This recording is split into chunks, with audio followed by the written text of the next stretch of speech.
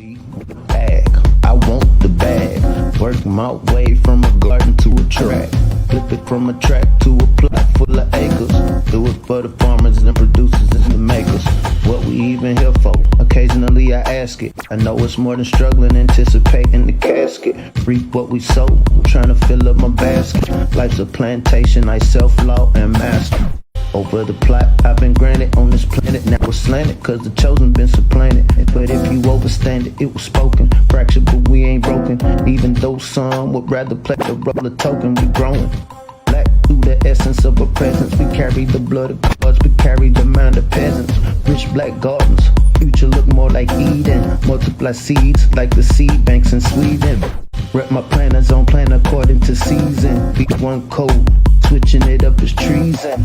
Black power, family what we eat. Either we get fed or we feed. B1AG. Copyright disclaimer under Section 107 of the Copyright Act of 1976. Allowance is made for fair use for purposes such as criticism, comment, news reporting, teaching, scholarship, and research. Fair use is a use permitted by copyright statute that might otherwise be infringing. Nonprofit, educational, or personal use tips the balance in favor of fair use. What is growing on? What is growing on? What is growing on? Welcome back to B1AG.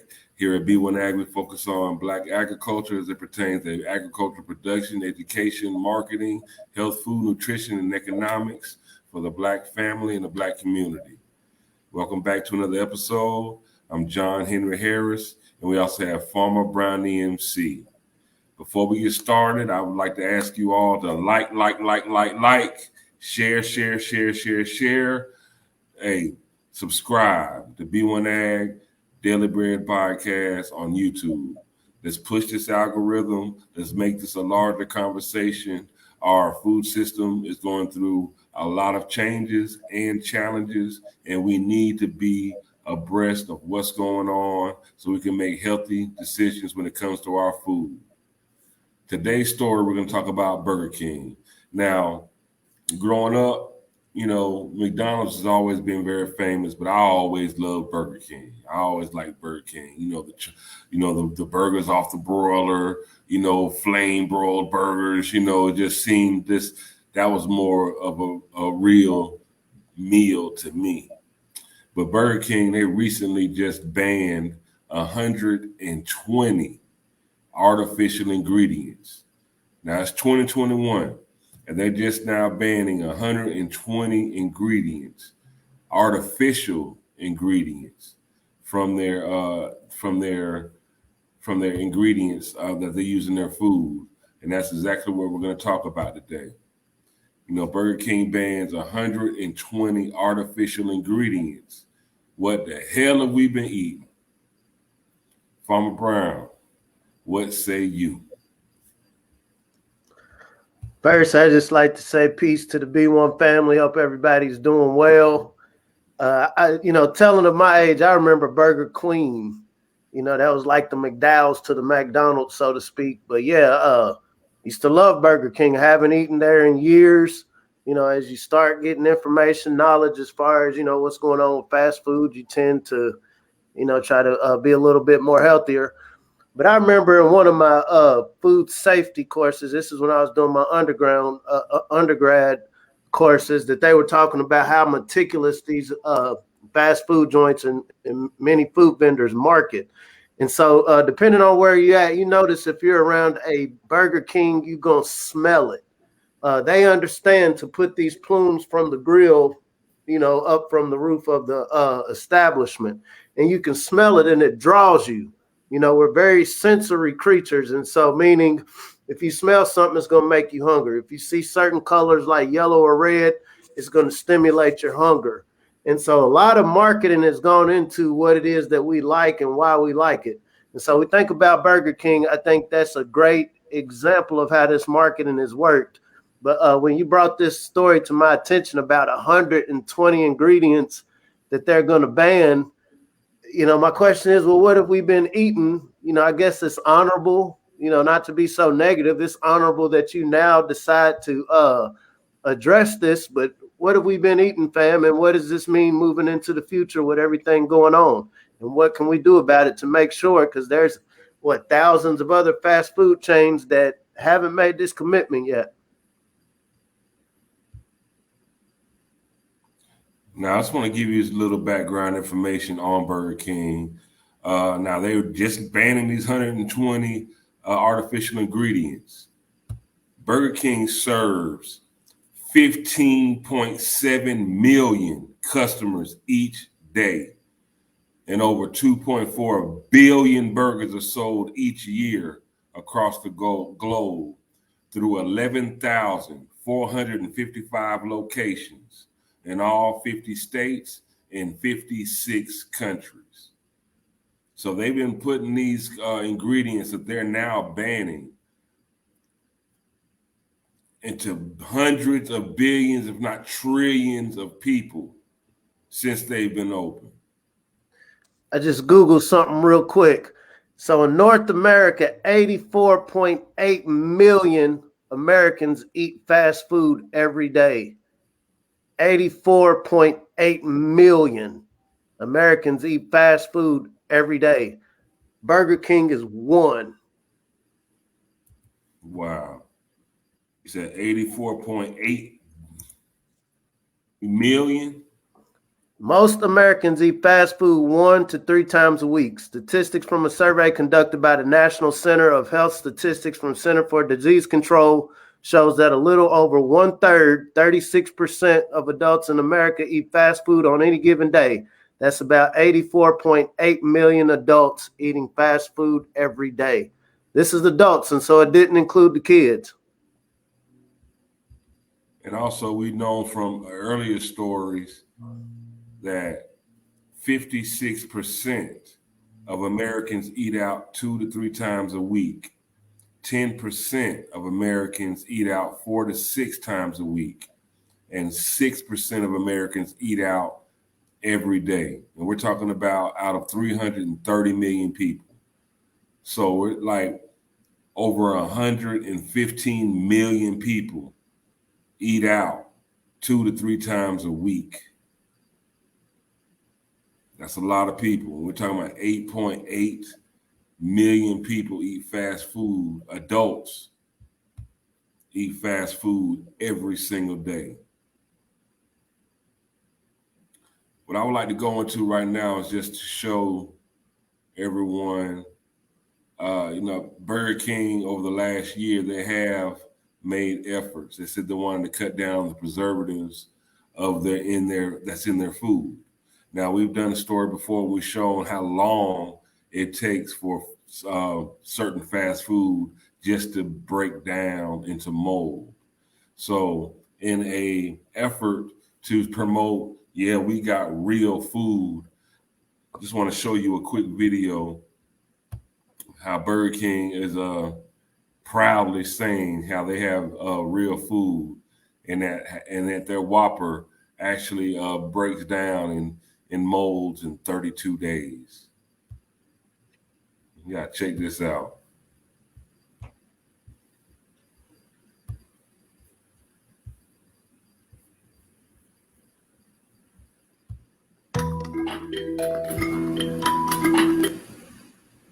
We did it again.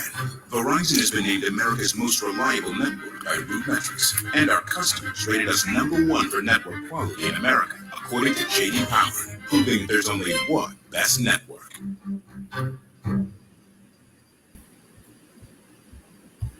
Now, those are just the additives. So now we're talking about, they've actually cut down on the artificial ingredients. And most of these artificial ingredients that they have gotten rid of, they're actually, most of them, they're like food colorings. There's 12 types of sodium and artificial trans fat.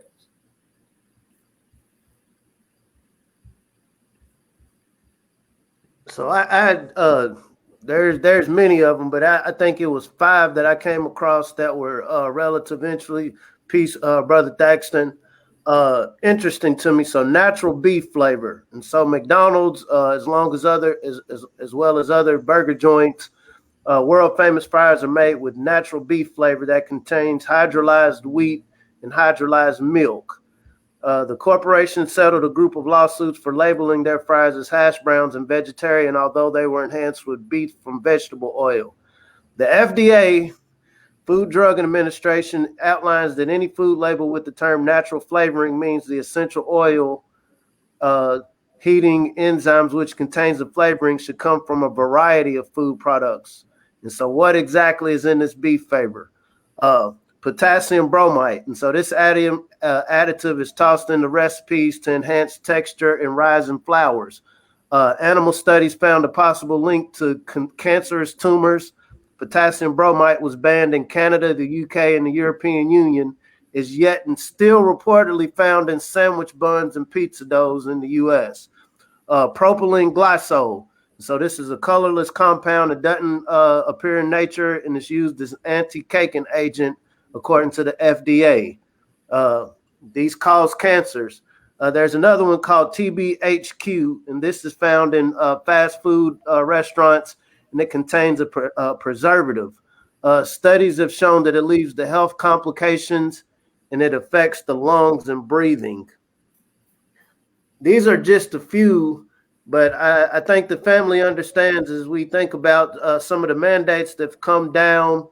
Nothing is just isolated in a vacuum. Everything has an origin and a reason for why it exists. Once again, not to throw shade on Burger King, I think this is a great effort to at least address, what research has found to be a problem. But we still have to look at all of these underlying conditions, because we know these fast food joints are typically more prevalent in areas where we don't have grocery stores.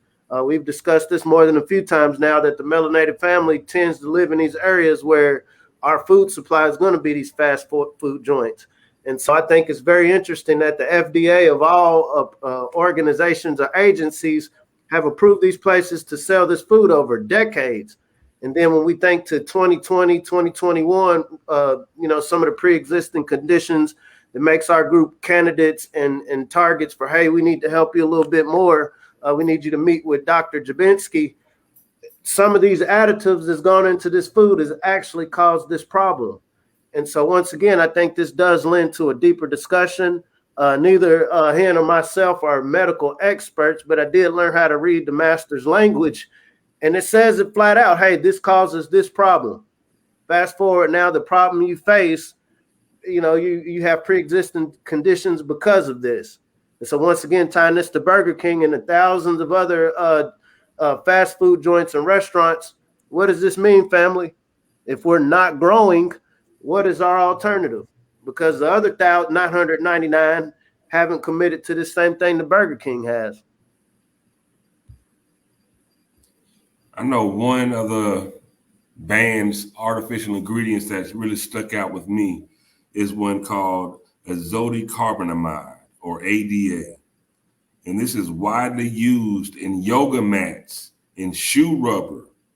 It's been banned throughout the world because it causes respiratory problems, asthma, allergies, and is thought to be carcinogenic. So it causes cancer. What is this doing in the food? And that ADA, it was actually banned by and stopped using, banned by a Subway back in 2014. So they've known that this is a deadly ingredient at least since 2014, because Subway banned it then. But it's still something that Burger King up until now has used in their food in an effort to bring you real food. Calcium sulfite. And so this is something that we find in our dough baked goods. And so a version of this ingredient is added to production products. It's not production, but construction products, drywall. So you're eating something that's used for drywall and construction in your dough, in your buns, in those rolls. I wish I could say we were making this up, family. Because once again, those labelings, you know, everything's in the fine print. And if you can't read it, somebody said if you can't read it, you might not want to eat it. That's real, because I mean the list, the names of these ingredients that are banned, they are like this long. You know, a bunch of consonants. You know, maybe a vowel here and there thrown in there, but there's a lot of phosphates and bromates and meticolides, and you know what I'm saying. It's some very scientific words. Very scientific words. It's not like simple words like wheat, flour, you know, water. You know, there's you know, real things, real elements that we're used to eating, and we know is safe for us to consume and digest. I got one for you before we go into the solutions, because here at B1AG, you know, this is ultimately about solutions.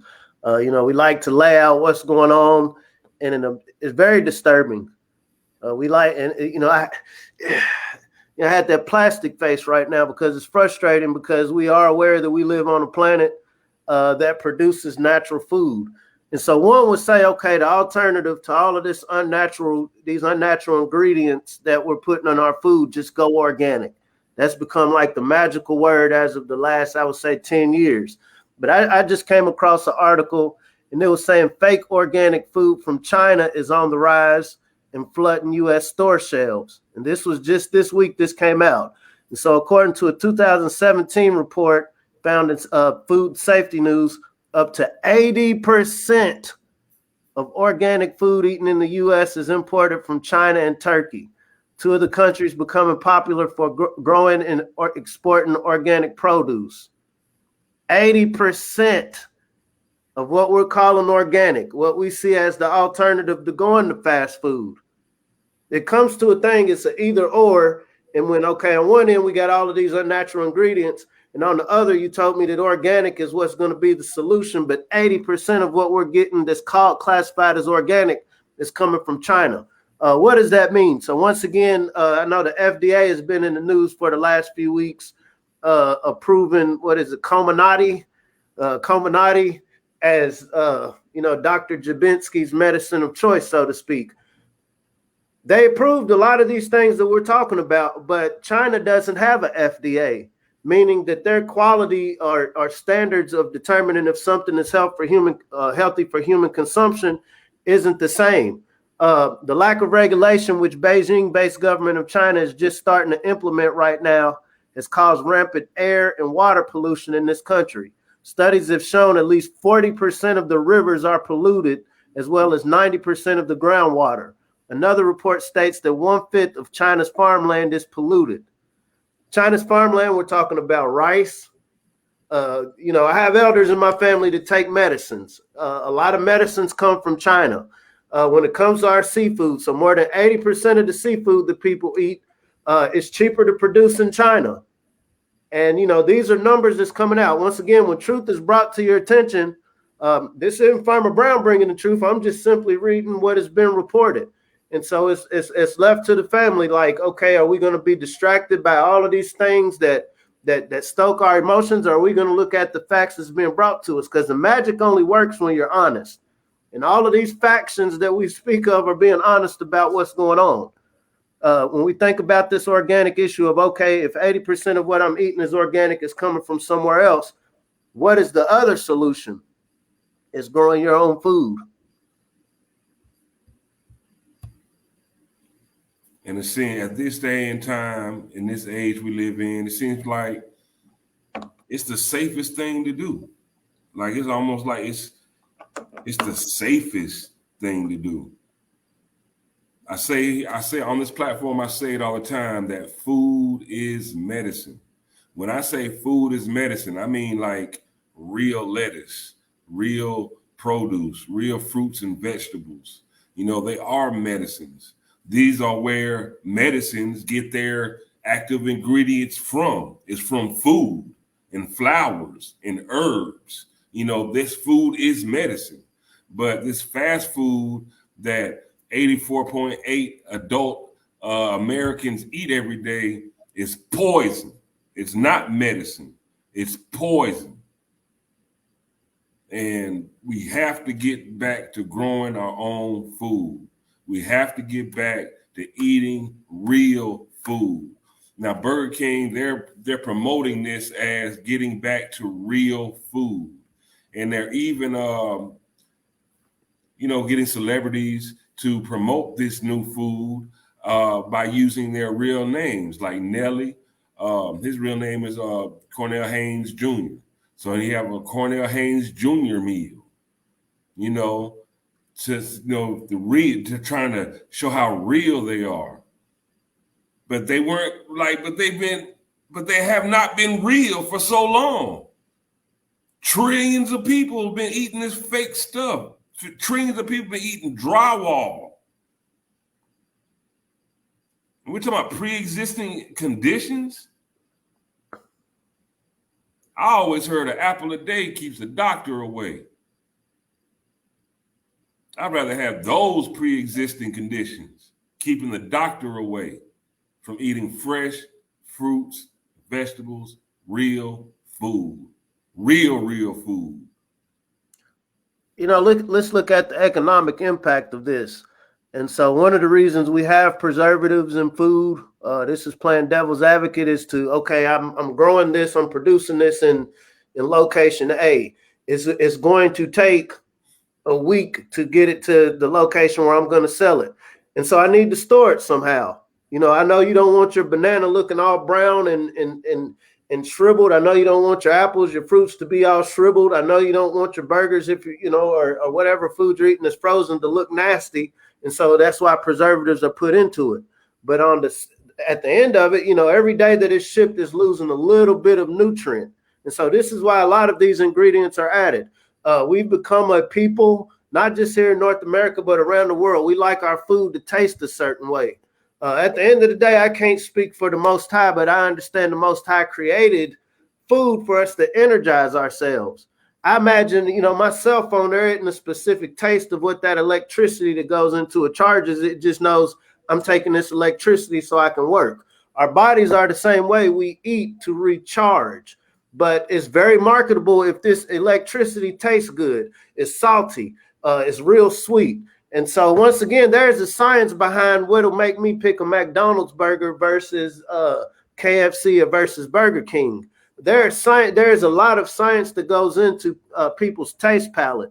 The KFC here in Kentucky is going to, though it's going to have a chicken dinner, it's going to be very different in China. It's going to be very different in India, very different in South America, because there are scientists. There are scientists that go and test people and research. They research this more than Dr. Jabinski's medicine.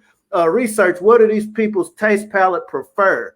And these are the ingredients, or this is the degree or ratio of ingredients I'm going to put in these meals so I can get more of you to buy it. 84 million of you to buy this.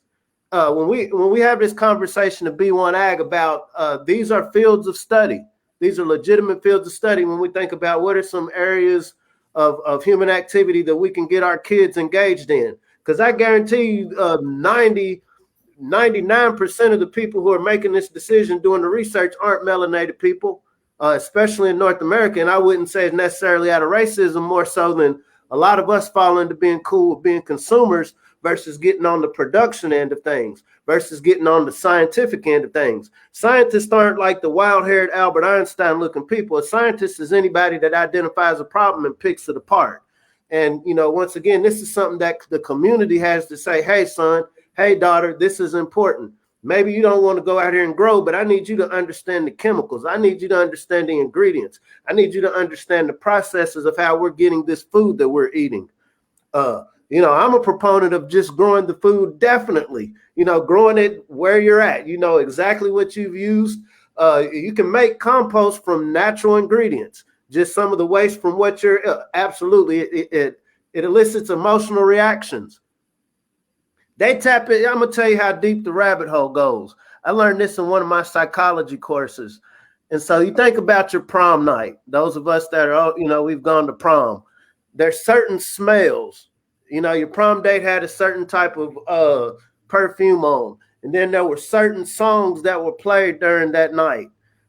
Anytime you hear either that song or smell that smell, it's going to take your mind back to that pleasurable moment, right? It triggers. Our brains are like the first master computers that were ever created.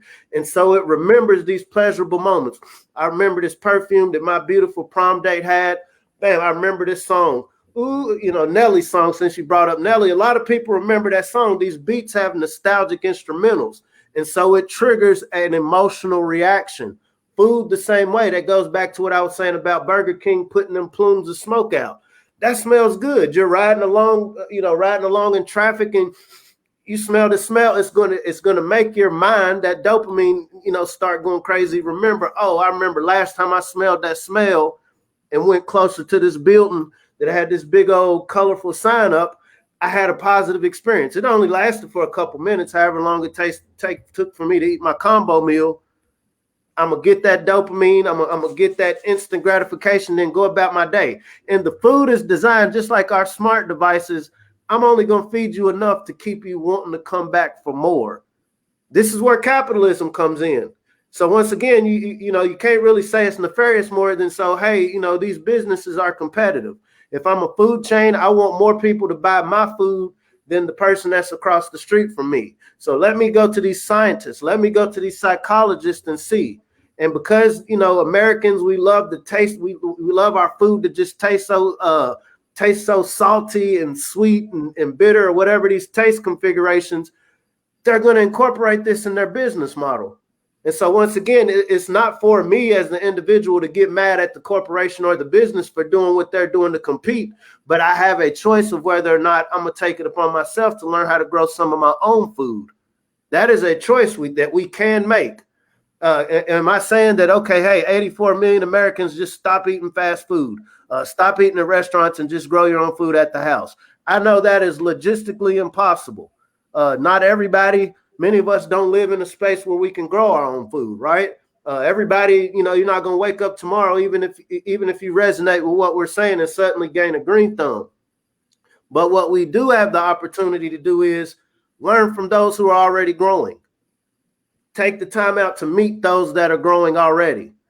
Take the time out to read some of these labels. And like I said, if you can't read it, you might not want to eat it. This is time to learn something new. We're in a space and environment where a lot of things are going to change in the next couple of days, in about 75 days for a lot of people.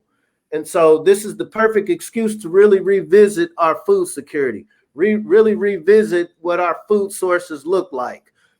Can I have more power in what I'm eating? Maybe I'm in an apartment, but hey, I know about 10 other people in my complex that have this same concern about, now what are we eating? So can I allocate my balcony space for one thing? You allocate yours for another? Can I revisit? Can I check out some of Lead Farmer's information? Can I check out some of B1AG? Can I check out Do What It Do, Ron Finley? Can I check out some of this information and see what I can do indoors in a container? Can I check out the Homestead Heart and see what they're doing with their 1 acre, their 2 acres? So the information around us is available to address this. Like I said, I commend Burger King. I'm probably not ever going to go there again, but I commend them for at least stepping up and saying, hey, we've been adding 120 artificial ingredients to our food. We want to change it. I commend the effort, but we're in a time and space where you can't take it back. Once I've slapped you, once I've cut you, once I've ruptured your skin, no matter what I say, I can say, oh, I'm sorry. I could kiss your toes. Pray to God, forgive me, but that's not going to uncut you. What you've eaten indelibly changes you. What we take into our body indelibly changes us. Food, it works the same way. And so once again, moving forward, what are the areas of power we have? And that the area of power is planting a seed. And that's what we really promote here. And not only do we promote planting the seed, again, we also promote people that are doing this already. And we'd like to share with you a lot of other content creators that are doing this work as well. You got Black growers, Black preppers, and other Black organizations across Facebook, Instagram, and YouTube, as well as some websites that you all need to really check out.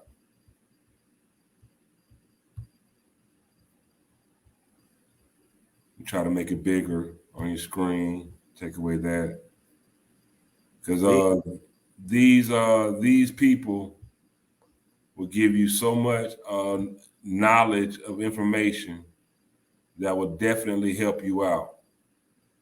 On Facebook, you got Bread and Butter Farms, Sun Joined Hemp Group, Black Outdoorsmen, Black Owned Farms, Federation of Southern Cooperatives, Black Ag Entrepreneurs of America, National Black Food and Justice Alliance, Black Farmers Nationwide, Black Farmers and Agricultural Association, Detroit Black Community Food Security Network.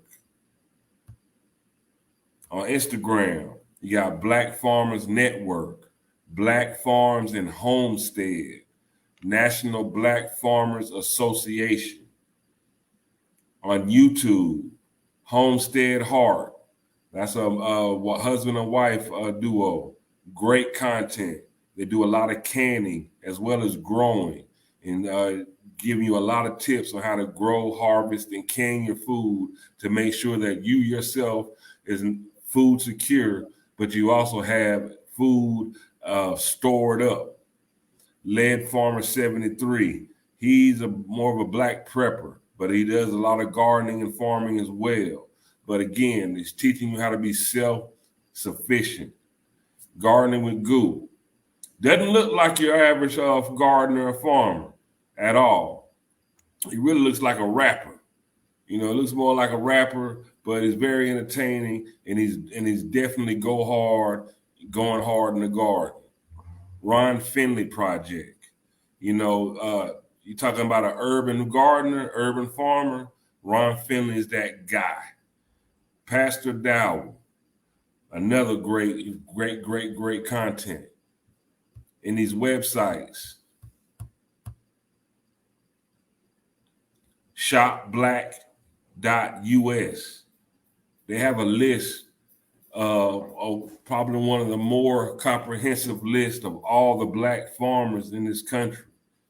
You know, it's probably the most comprehensive list you're going to find anywhere. bfarmershub.com, safan.com, and betterbuggy.com. Betterbuggy.com is a group of black farmers that you can actually order fresh produce, get you a CSA box, a CSA share, community shared agriculture box, fresh fruits and produce sent to your door. Just like Amazon, like we were used to ordering Amazon and doing DoorDash, you can order fresh produce to come to your door from the hands of black farmers. Now, I know you're probably not going to remember all these names, but we did make a graphic. We wrote them out. Go back, listen to it, write them down, look at these names, and use them. Use these resources. Educate yourself. Find out where these black farmers are, where this information is, and make it a part of your daily life.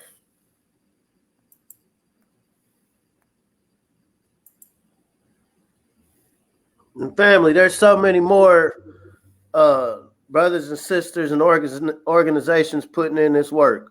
These are just a few that we're tapped into. These are people we respect and glean information from. And literally, as above, so below, everything starts with the seed. Once you put that seed of intent that I want to know more and I want to meet people involved in this field, that's how it happens. I remember when I first got into the journey, doing Farmer Brown MC back in 2015. I didn't know any black farmers. It was new to me. It was brought to my attention how little representation black farmers had. And it was 2% when I first started this journey. It's now down to 1.4%. But I had a very intentional intent on meeting farmers to really understand what's going on. And from there, I easily know about 60 black farmers now. And black farmers aren't highly promoted. And so once again, when we bring these names up, these are just a few of the many that we don't see. And so anytime, you know, we like to uplift celebrities, we like to uplift, you know, people, online characters, but the farmers, outside of the aesthetics of it, outside of the romanticism, these people need to be highlighted as heroes in our community. Our children respect, you know, they don't, I saw a meme the other day, our kids aren't going to listen to what we say, they're going to watch what we do. And so going into this unsure future that I'm not going to say unsure, I know what's going to happen, we're going to win it. But a part of this win is going to be connecting with the producers, not only the ones who have already been doing this work, but these are the people who are going to teach those that want to get into this work and carry it on. We're in our finest hour, family, and the seeds to produce this yield of beautiful, productive black folks, they already exist. It's just a matter of planting these seeds. Are we going to plant them in our minds? Are we going to plant them in our homes? Are we going to plant them in our children's minds?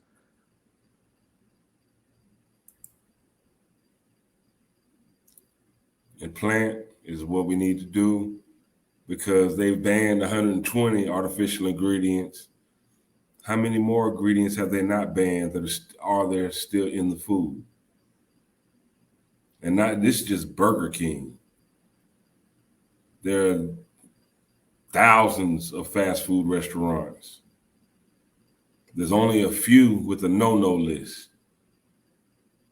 You know, Burger King is like maybe one of 5 or 4 chains with a no-no list. One thing for sure, unless you have an allergy, a natural allergy or something like that, you know, food, produce, fruits and vegetables are not going to hurt you. If anything, they're going to help you. And that's where we need to get back to the garden, get back to eating real food. They're still promoting Burger King. Burger King is still promoting this as getting back to real food. They still have a long ways to go, family. Still got a long ways to go. So, Farmer Brown, Burger King, I ain't gonna lie, bro. Like, I can still smell, like when they used to char flame broil them burgers, I can smell it, bro. I can smell it right now, and it makes my mouth water. And they don't even, and I haven't seen a flame broiled Burger King in so long. You know what I'm saying? Like, I don't even know if they still flame broil the Burger Kings anymore. There may be a few left sparse across the country, but I can still smell it, and it still makes my mouth water right now as if I'm smelling it, bro. But you know what? Nothing makes my mouth water more than remembering like my grandmother and my mother's cooking. You know, eating that real food. You know what I'm saying? Real food. Not something they're saying is air quote real food. I'm talking about real food without the air quote. So, Farmer Brown, if the people really want to know something about some real food, not real food, but know something about real food, what do they need to do, bro? The family really want to know something. Prince in the mud. Let's learn how to grow something. I'd like to thank y'all for watching another episode. Remember, like, share, subscribe. Let's make this a bigger conversation. We're giving you a lot of good information. We need to spread this across the nation. You know, so we need to let our kids know that there's another route that they can go so they can grow. Grow mentally, grow physically, grow financially. All around the board. Just get your grow on. Until next time, I'm John Henry Harris. We have Farmer Brian MC. Catch you in the garden. Peace.